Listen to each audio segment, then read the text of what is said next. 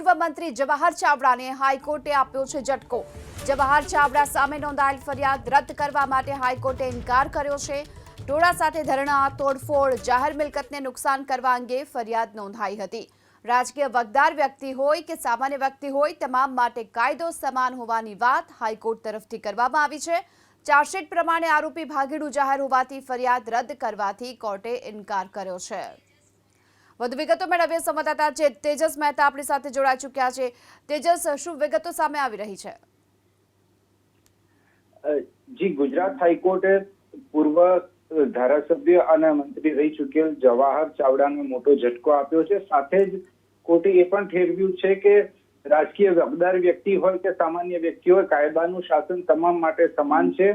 આવા સંજોગોની અંદર વર્ષ 2018માં જૂનાગઢના વંથલી પોલીસ સ્ટેશનની અંદર ટોળા સાથે મળીને તોડફોડ કરવા, સાથે જ પોલીસના કામમાં રૂકાવટ કરવા અને જાહેર મિલકતને નુકસાન કરવા સહિતની જે કલમો લાગી છે તે પ્રાથમિક રીતે સિદ્ધ થઈ શકે તે પ્રકારની છે। જે પ્રમાણેના સ્ટેટમેન્ટ્સ પોલીસે નોંધ્યા છે।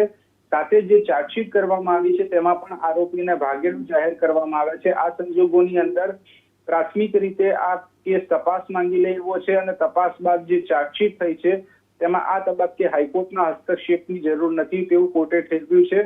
અને જવાહર ચાવડાની જે ફરિયાદ છે તે રદ કરવાની માંગણી છે, તેને રદ કરવાની માંગણીને ઇનકાર કરવાની સાથે અરજીને ફગાવી દેવામાં આવી છે।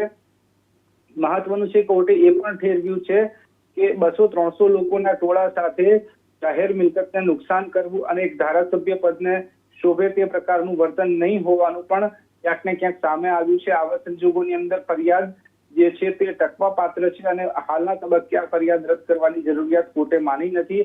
આ બાબતે સુપ્રીમ કોર્ટના ચુકાદાઓને પણ ટાંકવામાં આવ્યા અને ફરિયાદને રદ કરવાનો ઇનકાર કરી દેવામાં આવ્યો છે। જી, આભાર આપનો આ સમગ્ર માહિતી બદલ। તો ફરિયાદ રદ કરવા માટે હાઈકોર્ટે હાલ તો ઇનકાર કર્યો છે।